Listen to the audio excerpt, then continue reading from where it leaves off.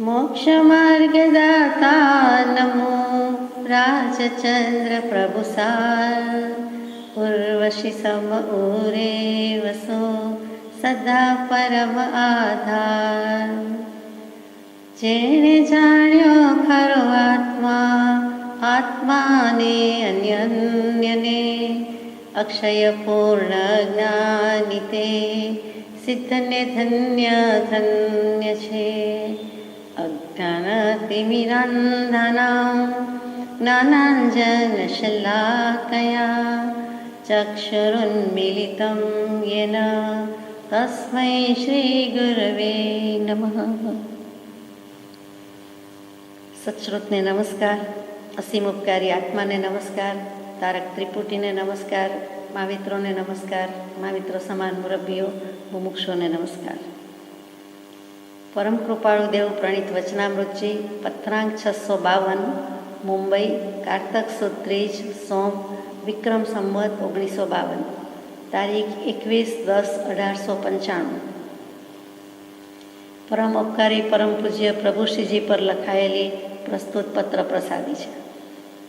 શ્રી વેદાંતે નિરૂપણ કરેલા એવા મુમુક્ષુ જીવના લક્ષણ તથા શ્રીજીને નિરૂપણ કરેલા એવા સમ્યક દૃષ્ટિ જીવના લક્ષણ સાંભળવા યોગ્ય છે। તથારૂપ યોગ ન હોય તો વાંચવા યોગ્ય છે, વિશેષપણે મનન કરવા યોગ્ય છે, આત્મામાં પરિણામી કરવા યોગ્ય છે। પોતાનું ક્ષયક્ષમ બળ ઓછું જાણીને અહમ મમતા આદિનો પરાભવ થવાને નિત્ય પોતાનું ન્યૂનપણું દેખવું, વિશેષ સંગ પ્રસંગ સંક્ષેપવા યોગ્ય છે એ જ વિનંતી। પત્ર પૂરો થાય છે, આપણે વાત યથાશક્તિ શરૂ કરીએ। કૃપાળુદેવે અગાઉના પત્રોમાં સુરતમાં પ્રભુશ્રીજીનું ચાતુર્માસ છે, બે ઉપરાઉપરી ચાતુર્માસ ત્યાં થયા, વિક્રમ સંવત 1951 1952 અથવા 1950-51। તો તે વખતે જે બોધમાં મૂક્યું હતું કે યોગ વાસિષ્ઠ વગેરે વેદાંતના ગ્રંથ છે તો પણ તે વાંચવા યોગ્ય છે, મનન કરવા યોગ્ય છે વગેરે વગેરે, કે જેના ગમનો કે શાસ્ત્રીય અભિનિવેશ ન રહે, એટલે કે જૈન દર્શન સર્વોપરી હોવા છતાં કેટલોક આગ્રહ અભિનિવેશ ન રહે અને તે પ્રકારના શાસ્ત્રો અને એના દૃષ્ટાંતોથી કેટલોક ઉપદેશ બોધ પણ ગ્રાહ્ય કરવા યોગ્ય છે અને એટલા માટે વાંચવાનું એમણે આજ્ઞા કરી હતી। તે દળદાર 32,000 શ્લોકનું યોગ વાસિષ્ઠ મહારામાયણ એ વાંચ્યા પછી, વિચાર સાગર વાંચ્યા પછી, બીજા પણ કેટલાક વૈદિક શાસ્ત્રો વાંચ્યા પછી કૃપાળુદેવને એમ લાગે છે કે પ્રભુશ્રીજીના મનમાં થોડીક ગડમથલ છે અથવા તો ક્યાંક કંઈક વિચાર આવ્યા કરે છે અને જૈન દર્શનનો આગ્રહ પણ ન રહેવો જોઈએ, વેદાંત દર્શનનો આગ્રહ પણ ન રહેવો જોઈએ। વેદાંત દર્શન નવું અને તરત જ જે રીતે આકર્ષી ગયું હોય કે પ્રભાવિત કર્યું હોય અને એમાં પણ કેટલીક ગેરસમજ હોય તેનો કૃપાળુદેવને વાંધો છે, તો કે એ ગેરસમજ ન રહેવી જોઈએ। હકીકતે જે હોય તે પ્રમાણે અમે કહીએ છીએ તે પ્રમાણે માથે સદગુરુ સત્શાસ્ત્ર સત્પુરુષના અવલંબને જે કંઈ થાય તે કરવા યોગ્ય છે। તો સરખામણી કરવા માટે પોતે કરી છે અને પ્રભુશ્રીજીને પણ કરાવે છે કે વેદાંતે નિરૂપણ કરેલા એવા મુમુક્ષુ જીવના લક્ષણ એ પણ વાંચવા વિચારવા યોગ્ય છે। તો સાથે સાથે જીના ગમમાં અને પોતે જે દર્શાવ્યા હોય પત્રમાં વગેરે તે સમ્યક દૃષ્ટિ જીવના લક્ષણ પણ વિચારવા જેવા છે। બંને પેરેલલ જાય છે તો જાય છે, વેદાંત દર્શન પણ આત્મજ્ઞાન સુધી તો પહોંચાડી શકે છે, વિતરાગ દર્શન સમ્યક દર્શન સુધી પહોંચાડે છે, પછી કેવલ જ્ઞાન સુધી પહોંચાડી શકે છે અને છેક મોક્ષના દ્વાર ખોલી નાખે છે। એટલે કે છેક સુધીનો માર્ગ મૂક્યો છે, વ્યવસ્થિત છે, પૂર્વાપર અવિરોધ છે, પરમ હિતસ્વી છે અને નિરાગી છે અને વિનયી છે। એટલે એ જૈન દર્શનની સર્વોત્કૃષ્ટતા છે કે અનેક એંગલથી, અનેક દૃષ્ટિબિંદુથી, અનેક દર્શનથી એ વિચાર કરનારું શાસ્ત્ર છે, દર્શન છે। અહીંયા આપણે શરૂઆત કરીએ છીએ કે વેદાંત શું? તો કે વેદાંત એટલે વેદ, વિદ એટલે જાણવું। સંસ્કૃતમાં વિદ ક્રિયાપદ છે, વર્ગ છે, એના પરથી આવ્યું, તે વિદ પરથી વિદ્યા, વિદ્વાન, વિદુષી વગેરે વગેરે। તો એ વિદ એટલે જાણવું, આત્માનું જ જાણપણું ખરેખર તો છે, ખરું જ્ઞાન તો તે જ છે અને તે વેદ। અને પછી અંત એટલે એના અંત ભાગમાં પણ જે સારાંશ રૂપે જે કહી દીધું છે તેનું નામ વેદાંત। એટલે કે વેદમાં જ જ્ઞાનનો સાગર, પણ પછી સાગર સિંધુ બિંદુ કહીએ તેમ વેદ પછી એનો અંત કહી દીધો છે। તો આ વેદાંતની વાતમાં શ્રીમદ ભગવદ્ ગીતા, ઉપનિષદો અને બ્રહ્મસૂત્ર જે બાદરાયણજીએ કે લખેલું છે તે એ બધા જ એમાં સમાવેશ પામે છે। જ્યારે જ્યારે વેદાંત દર્શન કહીએ એટલે ઉપનિષદ તો પહેલું જ આવે, ભગવદ્ ગીતા બીજું આવે અને બ્રહ્મસૂત્ર પણ એમાં આવે. એટલે આ 3 પ્રસ્થાનત્રયી કહીએ તો ખોટું નથી. એટલે કે દર વખતે ઉપનિષદકાર એમ કહેવું એના કરતાં વેદાંતની માન્યતા કહીએ, વેદાંત દર્શન કહીએ તો તેમાં બધું સમાવેશ પામી જાય છે. આ વેદાંતની વાત થઈ. એમાં શું નિરૂપણ કર્યું છે તો કે વેદાંત કહેતા જે હમણાં વાત થઈ તે કેટલાક ઉપનિષદો છે તે બધા, અને બીજું કયું તે ભગવદ્ ગીતા. તો શ્રીમદ ભગવદ્ ગીતામાં શ્રી કૃષ્ણજી અર્જુનજીને ઉદ્દેશીને સંબોધીને જે આ દૈવી સંપત્તિ અને આસુરી સંપત્તિની વાત મૂકે છે બહુ સુંદર છે. એ 18 અધ્યાયમાં 700 શ્લોકમાં આવી ગયેલી ભગવદ્ ગીતા તેના 16મા અધ્યાયમાં દૈવી સંપત્તિના લક્ષણ મૂક્યા છે. એટલે કે શુભ ગુણ એ સંપત્તિ કહેતા પ્રકૃતિ ને પ્રકૃતિ કહેતા ગુણ અથવા તો લક્ષણ. તો કે તે લક્ષણ શું છે તો કે મુમુક્ષુ જીવના લક્ષણ છે. વેદાંત પ્રમાણે ગણીએ તો તે મુમુક્ષુ જીવના લક્ષણ.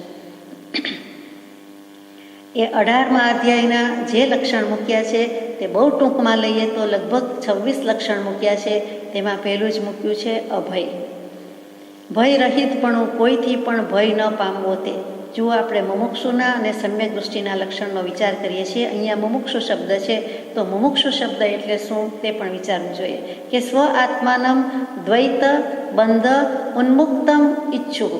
એટલે કે આ દ્વૈત રૂપી બંધન છે, જે બે જોડકા છે, યુગલ છે, યુગ્મ છે, સુખ દુઃખ, હર્ષ શોક, ભૂખ તરસ વગેરે વગેરે જે કોઈ છે એ દ્વંદ્વ છે, સંસાર છે, એ દ્વંદ્વાતીતપણું જોઈએ છે, એકત્વ જોઈએ છે, એકમાત્ર આત્મા જોઈએ છે. તો એવી દ્વંદ્વાતીત દશા પ્રાપ્ત કરવા માટે પોતાના આત્માને દ્વૈતના બંધનમાંથી, ફાંસલામાંથી, પાશમાંથી છોડાવવા માટે, મુક્ત કરાવવા માટેની જેની તીવ્ર ઈચ્છા થઈ છે અથવા તો ઈચ્છા થઈ છે તેને મુમુક્ષુ કહીએ. તીવ્ર હોય તો તીવ્ર મુમુક્ષુ કહીએ. ફરીથી સ્વ આત્માનમ દ્વૈત બંધાન મુક્તુમ ઈચ્છું. એનાથી મુક્ત કરાવવાની ઈચ્છા છે તેનું નામ મુમુક્ષુ છે. પરમ કૃપાળુદેવ પણ 254મા પત્રમાં સુંદર વ્યાખ્યા મૂકે કે સર્વ પ્રકારની મહાશક્તિથી મૂંઝાઈને એક મોક્ષને વિશે જ યત્ન કરવો તે મુમુક્ષુ છે. બંને વ્યાખ્યા બિલકુલ સરખી છે. બીજી વેદાંત દર્શનમાં અન્યત્ર મૂકેલી વ્યાખ્યા છે કે ત્રિવિધ દુઃખની નિવૃત્તિનો ત્યાગ અને પરમાનંદની પ્રાપ્તિની ઈચ્છા કરનાર જીવ આત્મા તે મુમુક્ષુ છે. એટલે ત્યાં 3 પ્રકારના દુઃખની નિવૃત્તિ ઈચ્છે છે અને સામે પરમાનંદની પ્રાપ્તિ ઈચ્છી છે. એ પણ આપણે હમણાં યથાશક્તિ વિચારીએ છીએ. તો 26 લક્ષણમાં પહેલું જ મૂક્યું છે કે અભય ભય રહિત હોવું તે. અહીંયા જીનાગમમાં પણ 7 ભય રહિત થાય છે ત્યારે જ કહીએ છીએ કે નિઃશંકતાથી નિર્ભયતા પ્રાપ્ત હોય છે અને નિર્ભયતાથી નિહિસંગતા એટલે કે મોક્ષ પ્રાપ્ત હોય છે. બીજું મૂક્યું છે અંતઃકરણની શુદ્ધિ, કે અંતઃકરણને રજોગુણ તમોગુણના દોષથી રહિત રાખવું, એના વિનાનું કરવું તે અંતઃકરણની નિર્મળતા કે પવિત્રતા. કૃપાળુદેવ પણ એમ જ કહે કે શુક્લ અંતઃકરણ વિના મારા કથનને કોણ દાદ આપશે? મનની, હૃદયની, ચિત્તની પવિત્રતા તો પહેલી જોશે અને પછી કંઈક આગળ જવાશે. આ મુમુક્ષુ જીવના લક્ષણ છે એટલે એટલા એનામાં હોય જ ત્યારે એને મુમુક્ષુ કહીએ છીએ. ત્રીજું છે કે જ્ઞાન યોગ વ્યવસ્થિતિ, એટલે કે જ્ઞાન અને યોગમાં સારી રીતે સ્થિતિ કરવી તે. એ બંનેની પ્રાપ્તિ અને એ બંનેની પ્રાપ્તિ પછી એમાં સારી રીતે સ્થિતિ કરવું. એટલે કે જરાક વાર કરી લીધું ને પછી ભાગી છૂટ્યા, છોડી દીધું તેમ નહીં. ચોથું દાન. સત્પાત્રને શ્રદ્ધા ભક્તિપૂર્વક યથાશક્તિ અન્ન આદિ પદાર્થો આપવા તે દાન. વેદાંતની વાત છે એટલે અન્નદાનને અધિક મહત્વ આપ્યું છે. પરંતુ આપણે જાણીએ છીએ કે જ્ઞાની મહાદાની રે સદા વ્રત જેનું સદા. જ્ઞાનદાન, અભયદાન, ઔષધદાન એ બધા પહેલાં આવે છે, પછી આહારદાન આવે છે, આપણે જાણીએ છીએ. 5મું ઇન્દ્રિય નિગ્રહ. કર્મેન્દ્રિય 5 છે, જ્ઞાનેન્દ્રિય 5 છે. તેને તેના નિષિદ્ધ વિષયોથી રોકવી તેનું નામ ઇન્દ્રિય અંકુશ, ઇન્દ્રિય નિયમન અથવા તો ઇન્દ્રિયનો નિગ્રહ કરવાનો છે. 5 ઇન્દ્રિયના વિષયો છે અને 5 કર્મેન્દ્રિયો કહી છે તે 2 હાથ, 2 પગ વગેરે વગેરે ઇન્દ્રિયો કહી છે કે જે કંઈક ખરેખર કરે છે. અને 5 જ્ઞાનેન્દ્રિય એટલે કાયા, જીભ, નાક, આંખ અને કાન જે જીનાગમ સ્વીકારે છે તે. તો કે તેમાં જે જે વિષય કરવાની ના છે કે સ્પર્શેન્દ્રિયથી જ સ્પર્શનું કામ હોય અથવા જ્ઞાનેન્દ્રિયથી જ એનું કામ હોય, એ તે પ્રકારે હોય. હાથ પગનું કામ ન કરે, પગ હાથનું ન કરે વગેરે વગેરે. બીજા પણ કેટલાક નિષેધ કર્યા છે કે સૃષ્ટિ વિરુદ્ધ, લોક વિરુદ્ધ કેટલાક કામ કરવાની. એ બધું જ અંકુશ નિયમન જેને છે તે મુમુક્ષુ છે. 6થું લક્ષણ છે યજ્ઞ. વેદાંત દર્શન હોવાથી શ્રુતિ અને સ્મૃતિમાં કર્તવ્ય રૂપે કહેલા જે કંઈ યજ્ઞ યાગ વગેરે છે તે કરવાથી. 7મું સ્વાધ્યાય, વેદ આદિ શાસ્ત્રોનું કે તેને લગતા ઉપદેશનું વાંચન મનન કરવું તે. 8મું તપ, શરીર, વાણી અને મન એટલે કે મન, વચન અને કાયા ને રાજસી અને તામસી ક્રિયામાંથી રોકવી. એટલે કે સ્વરૂપમાં પ્રતપન કરે જીનાગમ પ્રમાણે તો જ એ થઈ શકે, નહીં તો થઈ શકે નહીં. એટલે તમસ અને રજસ, કર્મ રજથી કરીને મલિન છું એટલે રજોગુણનું કામ, કર્મ વગેરે બાંધવાનું છે, શુભાશુભ ભાવ કરે છે તે છે. અને તામસ કીધું એટલે તો જ્ઞાન નથી, સ્વરૂપની પ્રાપ્તિ નથી, સ્વરૂપનું જ્ઞાન નથી, તો એ અજ્ઞાનરૂપી અંધકાર છે. અથવા જ્યાં જ્યાં એવું અંધકારમય છે તે અંધકાર અને અવિદ્યાનો નાશ કરવો, એવી ક્રિયા કરવી જેથી કરીને તેને તપ કહેવાય છે. એટલે કે આંતરિક તપ ને બાહ્ય તપ બંને આમાં લઈ લીધા છે. 9મું આર્જવ છે, વ્યવહાર અને પરમાર્થના પ્રત્યેક કાર્યમાં અને પ્રસંગમાં સરળતા રાખવી તે. રુજુતા, આર્જવ, સરળતા બહુ મોટો ગુણ છે. નિષ્કપટ ભાવે કરવું તે, અને તેની જ ખાટલે મોટી ખોટ દેખાય છે, કેમ કે આપણે 20મી 21મી સદીના જીવ છીએ. 10મું અહિંસા, શરીર, વાણી અને મનથી કોઈ પણ પ્રાણીનું ક્યારેય પણ ભૂંડું કે બુરું ઈચ્છવું નહીં, કરવું નહીં, કરાવવું નહીં, અનુમોદવું નહીં, તે અહિંસા કહી છે. એટલે કે મન, વચન, કાયાથી ત્રણેય રીતે લઈ લીધી છે તે અહિંસા કહી છે. ત્યાર પછી 11મું છે સત્ય, યથાસ્થિત જેવું હોય તેવું, અનર્થને નહીં ઉપજાવનારું અને યથાર્થ અર્થનો બોધ કરનારું કંઈ પણ વચન કહેવું તે. સત્ય બોલવું એટલું મુશ્કેલ નથી એમ કૃપાળદેવ કહે છે કે 6 મહિના પ્રેક્ટિસ થઈ જાય તો સત્ય આખી જિંદગી બોલી શકાય છે. આપણે વિચારવાનું છે કે આખા દિવસમાં કંઈ પણ અસત્ય બોલ્યા તો મોટે ભાગે અસત ભાષણનો દોષ લાગ્યો જ હોય છે, કેમ કે ત્યાં સત્ય બહુ સૂક્ષ્મ રીતે લેવાનું છે. એક તો યથાસ્થિત જેવું હોય તેવું, જેમ છે તેમ જ કહેવું જોઈએ, જરાય છુપાવ્યા વિના, એટલે કે હાજર જવાબીપણાની જેમ. તો એ વ્યવહારમાં આપણે કરી શકતા નથી તેવું. અને પછી પાછું અનર્થને નહીં ઉપજાવનારું, કોઈને સાચું કહેતા બીજાને જો ઘણું બધી મુશ્કેલી પડતી હોય કે વધ હિંસા કરી નાખતું હોય તો એ અનર્થ ઉપજાવે તેવું પણ નહીં હોવું જોઈએ. અને સાથે સાથે યથાર્થ અર્થનો બોધ કરનારું, એટલે કે આત્માની વાત પ્રત્યે લઈ જાય તેવું. યથાર્થ તો એક આત્મા જ છે, જેમ છે તેમ એક આત્મા જ છે.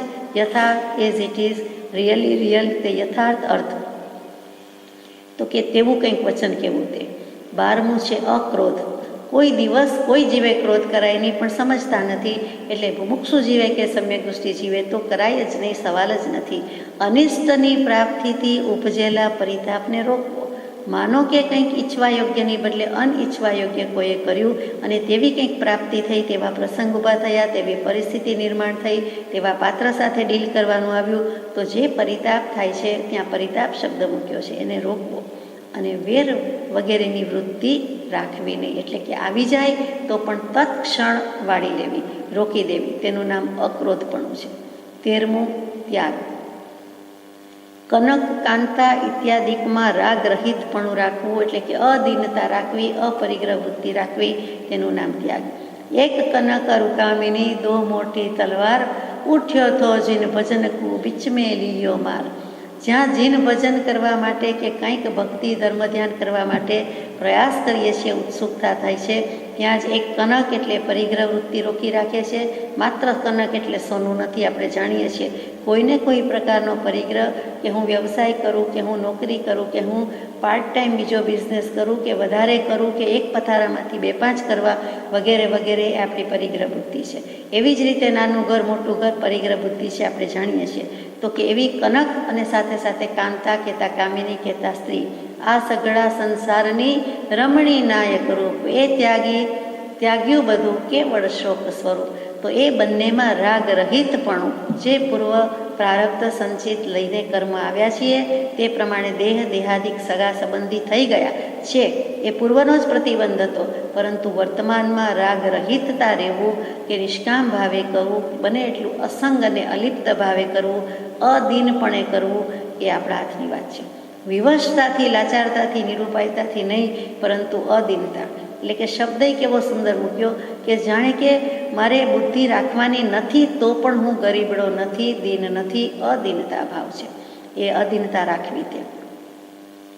14મું શાંતિ, મનની સ્થિરતા રાખવી અને અંતઃકરણમાં કોઈ પણ પ્રકારનો ક્ષોભ થવા ન દેવો તે. કે રાગનું પરિણામ નહીં અને દ્વેષનું પરિણામ નહીં, તે શાંતિ. અને ન કરીએ એટલે મન શાંત જ હોય, દેખીતી વાત છે. એ મનની સ્થિરતા રાખવી અને સાથે સાથે મોહ અને ક્ષોભ એટલે કે રાગ અને દ્વેષનું કોઈ પરિણામ ન થવા દેવું, તેનું નામ જ આચરણ કે ચારિત્ર છે અને તે જ પરિણામે શાંતિ આપે છે. 15મું અપૈશુન, કોઈની નિંદા કે ચૂડી ચાગલી ન કરવી, કોઈની એકની વાત બીજાને ન કહી દેવી, ચાડી ન ખાવી અને નિંદા ન કરવી. જગતવાસી મોટા ભાગના જીવોનો મોટા ભાગનો સમય 24 કલાકમાંથી નિંદા અને ચાડી ખાતે જ જતો હોય છે. જેમ ત્રીજા ભાગનો સમય નિદ્રામાં જાય છે, બીજો કેટલોક સમય આહારમાં જાય છે, તેવી જ રીતે બીજો વધુમાં વધુ સમય આ નિંદા નામના રસમાં જાય છે અને ચાડી નામના રસમાં જાય છે. તો એ નથી કરવા યોગ્ય. અને સમ્યક દૃષ્ટિ કે મુમુક્ષુને તો આ હોય જ નહીં, હોઈ શકે નહીં. 16મું દયા, પ્રાણી માત્ર ઉપર અનુકંપા રાખવી, દયા રાખવી તે. 17મું લલુતા ન થવા દેવી એટલે કે લોલુપતા ન રાખવી, લાલચ લોભને રોકવો. ભોગ ઉપભોગની બધી જ સામગ્રી હોય અને તે ભોગવવાનું વાપરવાનું સામર્થ્ય પણ હોય, છતાં વિષયની બાબતમાં એની સમીપતામાં ઇન્દ્રિયોને નિર્વિકાર રાખવી, તેનું નામ કોઈ પણ જાતની લાલચ લોભ કે આકર્ષણથી પર રહેવું તે. 18મું મૃદુતા એટલે કે ક્રૂર સ્વભાવથી રહિતપણું, બિલકુલ કોમળતા, સ્વભાવની કોમળતા. જ્યાં કઠોરતા કરવાની છે ત્યાં કરવાની છે, બાકી સ્વભાવની રુજુતા અને રુજુતા સાથે જ સરળતા સાથે જે ગુણ ગાઈ જાય છે તે કોમળતા છે. પ્રથમ ભૂમિકાધાર, મંદ વિષયને સરળતા, સહ આજ્ઞા સુવિચાર, કરુણા કોમળતા દિગુણ, પ્રથમ ભૂમિકાધાર. કૃપાળદેવે 954માં પત્રમાં સુંદર કહી દીધું છે. પછી 19મું છે અયોગ્ય કર્મમાં લોકોનો ભય રાખવો, કે લોકલાજ રાખવી. જ્યાં રાખવાની છે ત્યાં રાખવાની છે, લોક વિરુદ્ધ કૃત્ય કરવું નહીં. અને લોક કે સમાજે જે કાંઈ કેટલાક નીતિ નિયમો ઘડ્યા છે એવી રીતે એને છાજે તેમ રહેવું જોઈએ, શોભે તેમ રહેવું જોઈએ. તેમાં બને તો ગૌરવપ્રદ રીતે રહેવું જોઈએ, નહીં તો પછી શોભા ગુમાવવાની નથી, અશોભાસ્પદ રીતે રહેવાની આજ્ઞા નથી. ભલે લોકમુખે પોક કેનારા પણ જ્ઞાની પુરુષ જ છે, પરંતુ અહીંયા લોક એટલે જગત સમાજમાં જે કેટલાક નીતિ નિયમ છે અથવા સમાજની શિસ્ત જે પ્રમાણે છે, લોકનું શિસ્ત છે તે પ્રમાણે થોડુંક તો રહેવું જોઈએ. પછી અયોગ્ય કર્મ હોય તો લોકનો ભય રાખવો, કે છેવટ દુનિયાની દૃષ્ટિએ ખરાબ લાગશે, માટે પણ આટલો વિનય વિવેક મારે કરવા યોગ્ય છે, આટલી વયાવજ કરવા યોગ્ય છે, આટલી સેવા કરવા યોગ્ય છે, આ મારે કરવા યોગ્ય છે, નહીં તો સમાજ શું કહેશે, બીજા શું કહેશે. તો એવા અયોગ્ય કર્મ કરતી વખતે ખાસ જેમ આપણે કહીએ છીએ કે પરમેશ્વરનો ડર રાખવો જોઈએ, તેમ પરમેશ્વરનો ડર તો દરેક કામમાં રાખવો જોઈએ, તેવી જ રીતે લોકનો ડર પણ રાખવો જોઈએ, અયોગ્ય કાર્યમાં રાખવું જોઈએ. 20મું છે અચળપણ, ચંચળતાનો અભાવ. કેટલીક વખત આપણે વિના કારણ આંખ પલકારા માર્યા જ કરતી હોય છે, અથવા ઉપર નીચે આગળ પાછળ કોઈ જ કારણ ન હોય, કોઈ જ પ્રયોજન ન હોય, પણ અનર્થ દંડનું નિમિત્ત થઈ જાય છે. અને જેમ તેમ જોયા કરીએ છીએ, ઉપર નીચે આગળ પાછળથી માંડીને નીચી નજરે ઊંચી નજરે પણ એમ આપણે પણ ક્યાંક પાસેથી ખોટું ચંચળતાનું બનાવીને કામ લઈએ છીએ, તો એ કરવા જેવું નથી. એવી જ રીતે હાથ અને પગ કેટલીક વખત વાળવાના, ટચાકા ફોડવાનું, હલાવવાનું, સતત ગતિમાં રાખવાનું ઘણા જીવને ટેવ હોય છે, તો એ પ્રમાદ છે. અહીંયા અચળપણું કહ્યું છે કે ચલિતતા છે, એ ચલમલને અગાઢ દોષમાં એક ચલિત દોષ કહીએ તેવી રીતે છે, એટલે કે અસ્થિરતા છે, અસ્થિરતાને ભજ્યા કરે છે. એવી રીતે ઇન્દ્રિયોને પ્રયોજન વિના ક્રિયા રહિત રાખવી તે ગુણ છે, અને કંઈ ને કંઈ રીતે ક્રિયા કર્યા કરીએ છીએ તો એ ગુણ છે, જાણીએ છીએ. વ્યવહારમાં પણ શોભતો નથી તો પરમાર્થમાં તો શોભે જ ક્યાંથી. 21મું તેજ, એટલે કે એવો પ્રતાપ જે કહીએ પ્રભાવ હોય એવું તેજ હોય, એવી આભા હોય. દરેક વ્યક્તિની આભા મંડળ જુદી જુદી હોવાની, તેમાં તીર્થંકર દેવનું તો જે આભા મંડળ છે તે અત્યંત વિશિષ્ટ છે, અને કોઈનું ન હોય તેવું છે, અપવાદરૂપ હોય તેવું લાગે, એમાં અનન્ય કહેવાય. એ આભા મંડળ એ જ પ્રભા મંડળ, એ જ ભા મંડળ કહીએ છીએ. ભા પ્રકાશવું એટલો અનંત પ્રકાશ છે, અને એ રીતે તેમાંથી દેદીપ્યમાન પણ હોવાથી બીજી બધી જ રીતે દોષ મળ જતા રહ્યા છે. સંપૂર્ણ વિતરાગતાને પ્રાપ્ત છે, માત્ર પૂર્વ ઉપાર્જિત તીર્થંકર પુણ્ય પ્રકૃતિનો ઉદય હોવાથી એ ભોગવવાનું છે, દેશના દેવાની છે, અને આયુષ્ય પૂરું કરવાનું છે. તો એવો સંપૂર્ણ સ્થિર, શાંત, સ્વસ્થ એટલો નિર્મળ પવિત્ર આત્મા હોય તો એમાંથી તેજ જ હોય કે બીજું કંઈ હોય?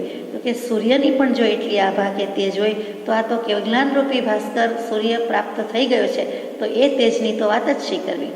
તો દરેક વ્યક્તિની કંઈ ને કંઈ હોય છે, તો કે એ જે પ્રતાપ છે, તેજ છે, પ્રભાવ છે, એ પણ મુમુક્ષુ જીવનો પણ હોય અને સમ્યક દૃષ્ટિ જીવનો પણ હોય. પછી ક્ષમા. ખમી ખૂંદવું. પ્રભુ શ્રીજી તો વારંવાર કહે, તો કૃપાદેવ પણ કહે, અનંતા જ્ઞાની પુરુષનો એક જ સુર હોય. બધા જ જ્ઞાની પુરુષ કહે કે કદી વેર વાળવાની વૃત્તિ તો રાખવી જ નહીં, એનો બિલકુલ અભાવ હોય. અને જે ક્ષમા ગુણ જ એવો છે અને ઉત્તમ ક્ષમા હોય એટલે તો સ્વભાવનું ભાન હોય, એ પણ આપણે જાણીએ છીએ, તે જીનાગમથી લક્ષણ છે. પછીનો ગુણ છે તે ધીરજ. દેહેન્દ્રિયને વ્યાકુળ થવા દેવી નહીં, અને વ્યાકુળ થઈ જાય તેવા પ્રસંગ અને નિમિત્ત ઊભા થાય તો પણ ધીરજ જેવો કોઈ મોટો ગુણ નથી. જેમ ક્ષમા છે એની પછી આવતો ગુણ, પ્રગટતો ગુણ તે ધીરજ છે. એટલે કે ધીરજના ફળ મીઠા આવે છે તે એ ધીરજ રાખવાની, ધૈર્ય ગુણની અત્યારે મોટી ખોટ છે, પરંતુ આપણે તે જ રાખવા યોગ્ય છે. હું મોક્ષ ક્યારે પ્રાપ્ત કરીશ, મને સમ્યક દર્શન ક્યારે થશે, અરે આત્મજ્ઞાન કેમ થતું નથી, તો એ વિવળતા વ્યાકુળતા પણ દર્શન પરિસર અને અજ્ઞાન પરિસર છે એ પણ રાખવા યોગ્ય નથી. ધીરજથી સહી લેવા જેવા છે. 24મો ગુણ છે પવિત્રતા, કે આંતરશુદ્ધિ અને બહારની શુદ્ધિ, શરીર અને અંતઃકરણની બંનેની શુદ્ધિ હોવી જોઈએ. આત્માની તો હોવી જ જોઈએ, તેનું નામ પવિત્રતા છે.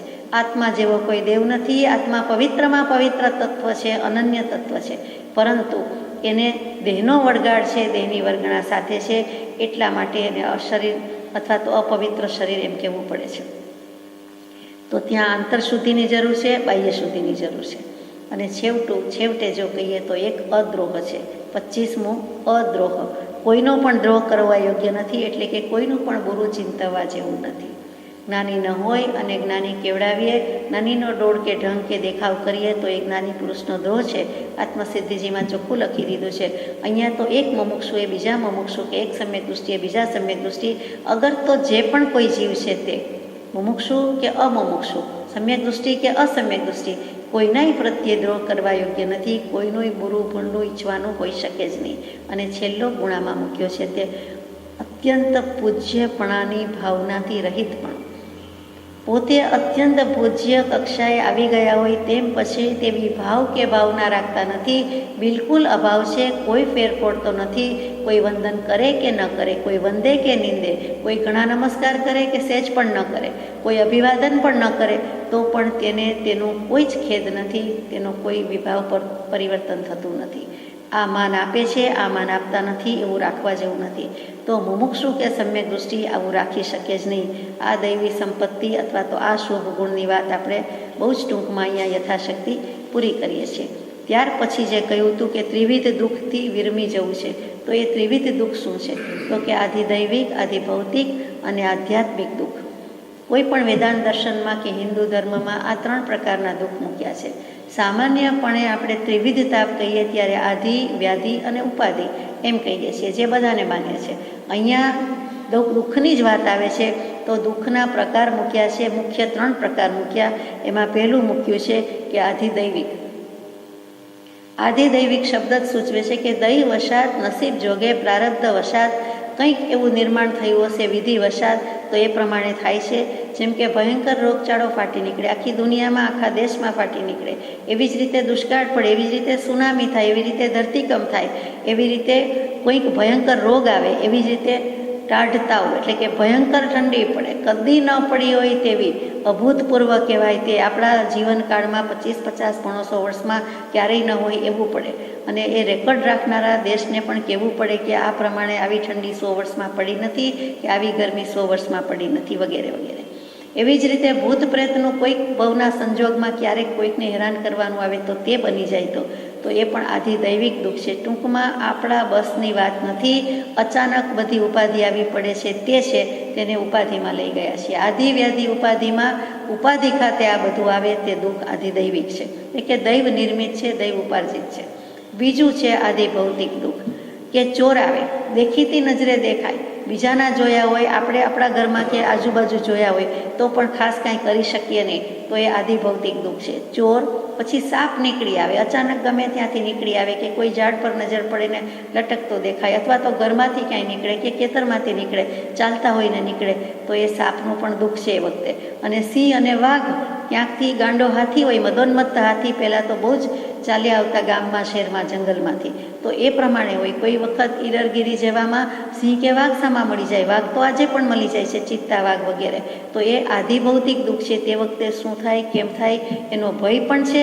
અને જે મુમુક્ષુ કે સમ્યક દૃષ્ટિ છે તે નિર્ભય હોય છે, તેને એવો કોઈ ભય લાગતો નથી કે જે થવાનું હોય તે થાય છે, મારે એને પકડવા, મારી નાખવા એ શોભે જ નહીં, બની શકે જ નહીં, એવો ભાવ આવી જ શકે નહીં. એવા ગુણથી એ વર્તે જાય છે, સહન કરે જાય છે, ખમી ખુંદે છે, અને જે થાય તે જોયા કરે છે. અને ત્રીજું છે કે આધ્યાત્મિક દુઃખ. હવે આધ્યાત્મ જગતમાં વળી દુઃખ હોય પણ છે, તો કે આધ્યાત્મિક દુઃખ એટલે આત્માને આશ્રયે રહેનારા શરીર, જે સ્થૂળ પણ છે, સૂક્ષ્મ પણ છે. વેદાંતની દૃષ્ટિથી વિચારીએ છીએ એટલે સ્થૂળ શરીર, સૂક્ષ્મ શરીર અને કારણ શરીર. અહીંયા મૂક્યું છે કે આત્માને આશ્રય રહેનારા સ્થૂળ શરીર, સૂક્ષ્મ શરીર, એનાથી ઉત્પન્ન થતું દુઃખ એ આધ્યાત્મિક દુઃખ છે. જેમ કે ભૂખ લાગે જ છે, નો મેટર વોટ, થોડા દિવસ, થોડી કલાક કે થોડા વખતમાં પણ ભૂખ લાગી જ હોય, તરસ લાગી જ હોય. એવી રીતે કોઈક પ્રસંગથી દુઃખ લાગે, કોઈક પ્રસંગથી સુખ લાગે, શોક થયા કરે, હરખ થયા કરે. તો આ જે બધા દ્વંદ્વો છે, રોગ, શોક, ભૂખ, તરસ, હરખ, શોક, એ બધાથી જે દુઃખ થાય છે તે બધું જ આધ્યાત્મિક દુઃખ કહેવાય છે. પ્રાપ્તિ કેમ નથી, સમ્યક દર્શન, આત્મજ્ઞાન કેમ નથી, એ પણ આધ્યાત્મિક દુઃખમાં જાય છે. એટલે તો આ પ્રમાણે આ ત્રણેય દુઃખની નિવૃત્તિ કોણ ઈચ્છે છે? મુમુક્ષુ. માટે વ્યાખ્યા લીધી કે ત્રિવિધ દુઃખની નિવૃત્તિને ઈચ્છનારો અને પરમાનંદની પ્રાપ્તિને ઈચ્છનારો, બંને જોઈએ છે. આ ત્રણેય દુઃખ નથી જોતા, પછી મને મારા આત્માના સુખનો, સ્વરૂપનો આનંદ અનુભવ જોઈએ છે, એટલે એની પણ ઈચ્છા છે, તીવ્ર ઈચ્છા છે. અહીંયા જિજ્ઞાસા કહેતા ઈચ્છાની જ વાત છે, બીજી કોઈ વાત નથી. તો આ વેદાંત પ્રરૂપિત અથવા નિરૂપિત મુમુક્ષુ જીવના લક્ષણ છે. પહેલાં 26 લક્ષણ કયા, અહીંયા 3 દુઃખ છે, એ પણ એ દુઃખની નિવૃત્તિ, એ દુઃખને નિવૃત્તિનો વિચાર કરે છે અને એકમાત્ર સ્વરૂપના જ્ઞાનની જ ભાવના રાખે છે, તે પણ વેદાંતના લક્ષણ છે. વેદાંત મુજબ મુમુક્ષુના લક્ષણ છે. પછી વેદાંતની દૃષ્ટિમાં સાધન ચતુષ્ટય આવે છે. એ સાધન ચતુષ્ટયમાં શું હોવું જોઈએ? તો કે મુમુક્ષુ કેવો હોય? તો કે એનામાં વિવેક હોય અને હોય જ. એટલે કે પહેલું વિવેક મૂકી દીધું છે, જળચેતનનો કયો અથવા તો સારા નરસાનો કયો, કે નિત્ય શું, અનિત્ય શું, હિત શું, અહિત શું, આત્મકલ્યાણ શું, અનાત્મ કલ્યાણ શું, એટલે કે આત્મા સિવાયનું પણ કલ્યાણ હું માનું છું કે કેમ, એવા બધા વિચાર કરે છે કે આત્મા સિવાય કલ્યાણ હોઈ શકતું જ નથી, આત્માનું જ કરવાનું છે. આત્મા અનાત્માનો વિવેક કરે છે. એ જે વિવેક જ્ઞાન કે ભેદ જ્ઞાન છે તે પણ અહીંયા મુમુક્ષુતાનું લક્ષણ છે. પછી વિવેક પછીનો સ્ટેજ આવે છે વૈરાગ્ય. તો હોય ને હોય તો જ આ વાત આવે, તો કે કુટુંબ અને ગૃહ આદિ ભાવોને વિશે અનાસક્ત બુદ્ધિ થવી તે વૈરાગ્ય છે. બીજેથી તો વૈરાગ્ય આવી જાય, પણ જે ઘરના 5-50 છે એ જીવો પ્રત્યેથી, એ કુટુંબ પ્રત્યેથી વૈરાગ્ય આવતું નથી. ઇમિડિયેટ ફેમિલી જે કહીએ છીએ તે 4-8 જીવો પ્રત્યે વૈરાગ્ય આવતો નથી. સંસારથી થાકે તો સંસારમાં એ 4-8 જીવ ન આવી ગયા, પોતે આવી ગયો તો પોતાના સગા આવી જ ગયા, પરંતુ એનાથી એ વિરમતો નથી, વૈરાગ્ય આવતો નથી. રાગ ભાવ જ કરે છે, મોહ દયાને પોષે છે. તો કે મુમુક્ષુ એવું કરશે નહીં, સમ્યક દૃષ્ટિ એવું કરશે નહીં. અહીંયા મુમુક્ષુની વાત લઈએ છીએ. પછી વિવેક અને વૈરાગ્ય પછી આવે છે શ્રમ આદિ ષટ સંપત્તિ, એટલે કે શેનું શમન કરવાનું. અને ષટ સંપત્તિ કહેતા કઈ 6 વસ્તુ છે તો એની પણ આપણે વાત લઈએ છીએ હમણાં. અને ત્યાર પછી આવે છે કે મુમુક્ષુતા, એટલે કે મુમુક્ષુતાનું લક્ષણ જ મુમુક્ષુતા કહ્યું કે તો જ ને મુમુક્ષુ કહેવાય, કે એનામાં મુમુક્ષા છે, મોક્ષે જવાની ઈચ્છા, તેનું નામ મુમુક્ષા. આશા નહીં, નિરાશા નહીં, પણ મુમુક્ષા. અને મુમૂર્ષા હોય તો લોક વગેરેની જગતવાસી જે કંઈ ભૌતિકતાની જે કંઈ છે તેની એને ઈચ્છા છે, અભિપ્સા છે, તેનું નામ મુમૂર્ષા. મરી જવાના છે ધંધા, તે મુમૂર્ષા છે. મૃતાપાય થઈ જાય છે, જીવતો છતાં મરેલું જ છે, તે મુમૂર્ષા છે. અને પેલી મુમુક્ષા છે, મુમુક્ષા. તો એ આપણે જોઈએ છીએ. આ 4 લક્ષણ વિવેક, વૈરાગ્ય, ષટ સંપત્તિ અને મુમુક્ષુતા એ મુમુક્ષુને હોવા ઘટે.